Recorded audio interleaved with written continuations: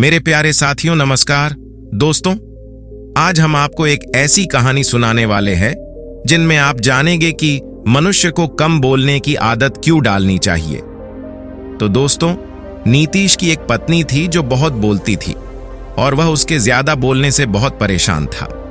नीतीश को पता चला कि जंगल में एक महात्मा आए हुए हैं। वह अपनी पत्नी को उनके पास लेकर जाता है और कहता है कि मुनिवर, कृपा करके आप इसे समझाइए, ये बहुत बोलती है। मेरे माना करने के बाद भी इसका दिन भर इसका मुंह चलता ही राहत है। मैं इसे कितना समझता हूं कि कम बोलाकर चुप रहना सीखो, लेकिन नहीं, और हर बार इसकी वजह से लड़ाई होती है। महात्मा मुस्कुराए और बोले, मैं तुम्हें इस बात को एक कहानी की मदद से समझता हूं। मेरा गुरु का एक शिष्य था जो बहुत बोलता था। वह हर समय इधर उधर की बातें करता था और कभी शांत नहीं रहता था। जब वह दान लेने के लिए जाता तो हर घर से एक नई कहानी लेकर आता और आश्रम के दूसरे शिष्यों को सुनाता और एक शिष्य की दूसरे से बुराई करता, चुगली और दूसरों के सामने अच्छा बनने का प्रयास करता और खुद के मुंह की तारीफ करता रहता और हमेशा खुद को गुरु के सामने सबसे बुद्धिमान और उत्तम साबित करने का प्रयास करता। वह खुद को सभी शिष्य से बद्धा मानता था। उसका कहना था कि मैं एक अमीर घर का बालक हूं। अगर मैं चाहता तो एक आरामदायक और सुविधाओं से भरा जीवन जी सकता था, लेकिन मैं वह सब छोड़कर यहां आ गया क्योंकि मुझे खोज करना और खुद को जानना है।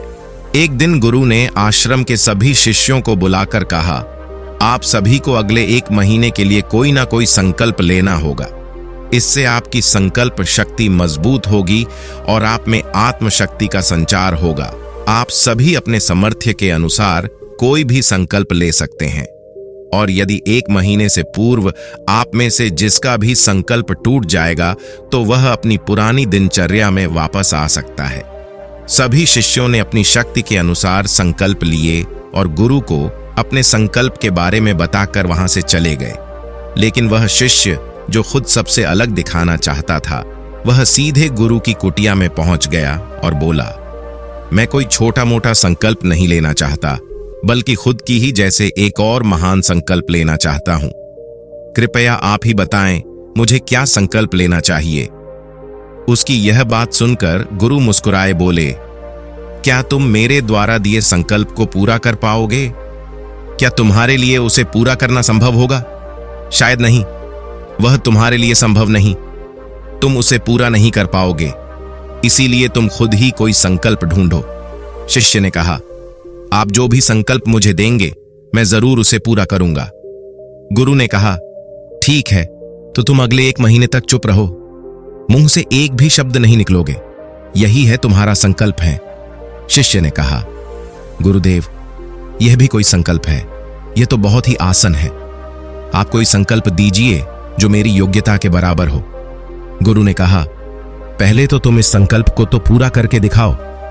शिष्य ने गुरु की बात मान ली और वह उसी समय चुप हो गया और पलटकर कुटिया से बाहर चला गया। उसे चुप रहना बहुत आसान लग रहा था। उसने एक दिन तो जैसे तैसे चुप रहकर काट लिया, लेकिन दूसरे दिन से उसके मन में ना बोलने का बोझ बढ़ाने लगा और तीसरे दिन उसे भारीपन महसूस होने लगा और चौथे दिन उसके अंदर एक अजीब सी बेचैनी होने लगी, क्योंकि आसपास आश्रम के सभी शिष्य एक दूसरे से बातें कर रहे थे। वह भी अपना पक्ष उनके सामने रखना चाहता था, क्योंकि वह सबका बोलती बंद कर देना चाहता था। लेकिन उसका संकल्प उसके आगे आ रहा था, इसीलिए वह पूरे दिन सिर्फ और सिर्फ आंखें से आंखों से बात करता। इसी तरीके से कुछ दिन और बीते और वह शिष्य बीमार पड़ DDH गया। उसका सर फटा जा रहा था, उसका खाने पीने तक मन नहीं करता था, वह सिर्फ बोलना चाहता था। वह गुरु के पास गया और उनके सामने बैठकर लिखकर उन्हें बताया, गुरुदेव, मैं बोलना चाहता हूं, बिना बोले मुझे सांस नहीं आ रही है, मेरा दम घुटता जा रहा है, मैं अंदर ही अंदर पागल हुआ जा रहा हूं, मैं क्या करूं? संकल्प तोड़ दूं क्या? यह पढ़कर गुरु मुस्कुराए और बोले, संकल्प तोड़ने के लिए नहीं होते, लेकिन जो अपने संकल्प को पूरा कर लेते हैं वह अपनी आंतरिक शक्ति को बढ़ता हुआ महसूस करता है, और जो अपनी आंतरिक शक्ति को बढ़ा लेता है वह समाज और जागृति की राह पर आगे बढ़ जाता है। संकल्प का लेना भी तुम्हारे हाथ में था और इसे तोड़ना भी तुम्हारे हाथ में है। तुम्हारे बहुत से भाई अपने संकल्प को तोड़कर अपनी पुरानी दिनचर्या पर वापस आ चुके हैं। अगर तुमसे नहीं हो पा रहा तो तुम भी संकल्प तोड़कर अपनी पुरानी दिनचर्या पर वापस जा सकते हो। लेकिन याद रहे, अगर आज तुम इस छोटे से संकल्प को नहीं संभाल पा रहे तो तुम अपनी बाकी की पूरी जिंदगी को कैसे संभाल सकोगे? बाकी फैसला पूरी तरह से तुम्हारे हाथों में है। गुरु की यह बात उसे शिष्य के दिल में चोट को चोट पहुंचा। वो बिना कुछ बोले वहां से वापस चला गया और खुद को अपनी कुटिया में बंधकर वह केवल अपने जरूरी कामों के लिए ही कुटिया से बाहर निकलता। बाकी सारे समय कुटिया के अंदर ही बैठा रहा। 15 दिन बीत चुके और आश्रम के लगभग सभी शिष्यों का संकल्प अब तक टूट चुका था, लेकिन उसका संकल्प अभी भी जारी था। संकल्प लेने के बाद से अब तक उसने एक शब्द भी नहीं बोला।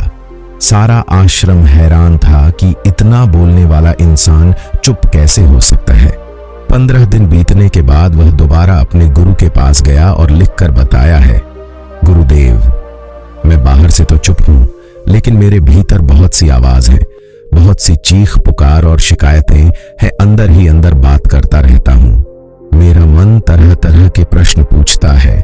मैं बाहर से जितना मोर, भीतर से उतने ही शोर शराबे से भरा हूं। क्या इस तरह संकल्प अभी भी है?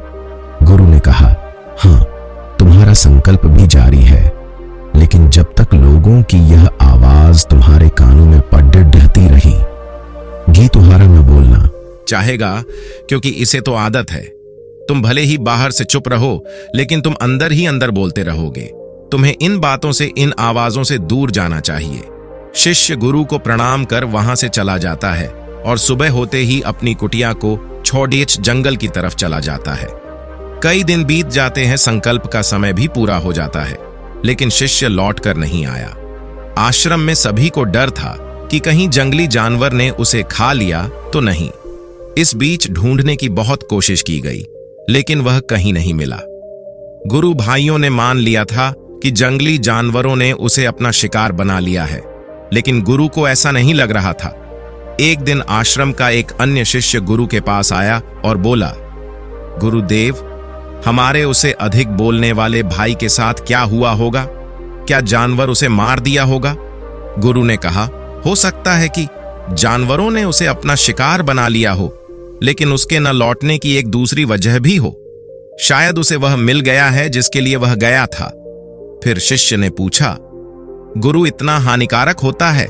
गुरु ने बोला, कहां इंसान के जीवन के बहुत सारे दुखों में से एक दुख भी कि वह कभी चुप नहीं रह सकता, हमेशा कुछ ना कुछ बोलता ही रहता है। सिर्फ हमारे बोलने के कारण हमारे आधे से ज्यादा दुख पैदा होते हैं। हम में से कोई भी चुप नहीं रहना चाहता, हम बस सामने वाले को सुना देना चाहते हैं। जो भी हमारे मन में है सब निकाल कर उसके मन में बैठा देना चाहते हैं। उसे समझा देना चाहते हैं कि देख, तू गलत है और मैं सही। इस तरीके से सुनने और सुनने का यह कम जिंदगी भर चला रहता है, लेकिन ना समझ में हम अपना समय, अपना जीवन, अपनी समझ और सबसे महत्वपूर्ण और कीमती पल जो जिया जा सकते हैं, जिनको अनुभव किया जा सकता है, जिनमें आनंद को प्राप्त किया जा सकता है, ये सब खो देते हैं। लेकिन इसके बदले हमें मिलता क्या है? कुछ सब व्यर्थ और बर्बाद हो जाता है। शिष्य ने पूछा, तो फिर इसका समाधान क्या है? गुरु ने कहा, पूरी जागरूकता के साथ अपने विचारों को देखना यही एकमात्र तरीका है। सारी मानसिक समस्याओं का वर्तमान में रहकर चिंतन करना, पूरी जागरूकता के साथ अपना काम करना जिंदगी में चमत्कारिक बदलाव ला देता है। उसके बाद वह शिष्य गुरु से अपने प्रश्नों का उत्तर पाकर उनको प्रणाम करके वहां से चला गया। 3 महीने का समय बीत चुका था, लेकिन उसकी कोई खबर नहीं। अब तक तो सभी गुरु भाइयों ने भी उसके वापस लौटने की उम्मीद छोड़ दी थी, लेकिन एक दिन वह आश्रम लौट आता है। वह कुछ और ही बनकर वापस आया था। उसके अंदर एक गजब का बदलाव महसूस किया जा सकता था। उसके चेहरे पर एक गजब का ठहराव और आंखों में बनी शांति थी। आश्रम में आते ही सभी गुरु भाइयों ने उसे चारों तरफ से घेर लिया और बातें करने लग गए। वह भी अपने गुरु भाइयों से बातें करने लगा। उससे बात करने वाले सभी ने यह अनुभव किया कि अब वह पहले जैसा उतावला और बातूनी नहीं रह गया था। उसके मुंह से एक एक शब्द बहुत ही सुलझे हुए और मधुरता के साथ निकल रहे थे। थोड़ी देर तक गुरु भाइयों से बात करने के बाद वह सीधा गुरु की तरफ चला गया। उसने गुरु के चरण छुए और कहा, गुरुदेव, क्या मैं अब भी मौन हूं? क्या अब भी मेरा संकल्प जारी है? गुरु ने कुछ देर तक शिष्य की आंखों में बड़े ध्यान से देखा और कहा, हां, तुम अब भी मौन हो। तुम्हारे मुंह से एक भी शब्द निकाल नहीं रहा और तुम्हारा संकल्प अभी भी जारी है। शिष्य ने कहा, गुरुदेव, जब मैं आश्रम से गया तो मैं मुंह से तो चुप था, लेकिन मेरे अंदर बहुत सी आवाजें थीं। मन में बहुत से प्रश्न थे और वह बद नहीं हो रहे थे। तो मैं जंगल में चला गया इस उम्मीद से कि वहां मुझे शांति मिलेगी और मेरे मन की बकबक कम हो जाएगी। लेकिन मैं जितना एकांत में जाता गया, मेरे अंदर की आवाज उतनी ही तेज होती गई। मेरे भीतर की पुरानी से पुरानी आवाज मुझे सुनाई देने लगी। तब जाकर मैंने महसूस किया कि मैं कितना गलत कर रहा था। जब मैं अपने परिवार वालों, दोस्तों को और गुरु भाइयों को बुरा भला कहता था तो उस समय मुझे लगता था कि मैं सही कह रहा हूं। जब मैं गुरु भाइयों की एक दूसरे से चुगली करता था और उनका मजाक बना था, तब भी मुझे यही लगता था कि मैं उनसे बेहतर हूं और मैं सही कर रहा हूं। लेकिन उस दिन मैंने पहले बार महसूस किया कि मैं कितना गलत बोलता था। काफी दोनों तक यह आवाजें, यह शिकायतें मेरे अंदर चलती रही। लेकिन धीरे धीरे करके एक दिन ये सारी आवाजें मेरे अंदर से समाप्त हो गईं। अब मैं भीतर से भी मौन हो गया। उस घने जंगल में बाहर से कोई बोलने वाला था नहीं और भीतर कोई आवाज बची ही नहीं थी। और मैं उस दिन पहली बार मौन का सही अर्थ समझा। मेरे चारों तरफ बहुत शांति थी। हालांकि अभी भी कुछ आवाज आ रही थी जो पहले भी आई थी, लेकिन मैं उन्हें सुन नहीं पाता था। पर अब वह सभी आवाज मुझे स्पष्ट रूप से सुनाई दे रही थी। हवा के चलने की आवाज, चिड़ियों के चहकने की आवाज और पानी के बहने की आवाज। ये सभी आवाजें मैंने पहली बार पूरे होशपूर्वक सुनी अपने चारों तरफ। इतनी शांति मैंने पहले कभी महसूस नहीं की थी। तो इस शांति को भंग करने के लिए मैंने पहली बार अपने मुंह से कोई शब्द निकाला। मैं चिल्लाया, हे ईश्वर, ये कैसी शांति है? सभी कुछ इतना शांत क्यों है? ऐसा क्या हो गया? लेकिन मेरे चिल्लाने के बाद भी शांति भंग नहीं हुई। सब कुछ पहले जितना ही शांत था, बाहर भी और भीतर भी है। गुरुदेव, मैंने अपने गुरु भाइयों से बात की। मैंने आपसे बात की। मैं बोल रहा हूं, मैं चल रहा हूं, मैं सब कुछ देख रहा हूं, लेकिन मैं अपने भीतर एकदम एकांत में हूं। तब भी भीतर से अकेला एकांत में होता हूं। जब मैं खुद में भी शोर करना चाहता हूं, तब भी एकांत में ही होता हूं। अब सब दिखाई पड़ने लगा है, सब सुनाई पड़ने लगा है। गुरु ने कहा, जब तक हम बाहर की तरफ बोलते रहेंगे, भीतर अशांति ही रहेगी। लेकिन जिस दिन हम भीतर की तरफ मुड़ जाएंगे, तब हमारे मुंह से कुछ भी निकलेगा, हम शांत ही रहेंगे।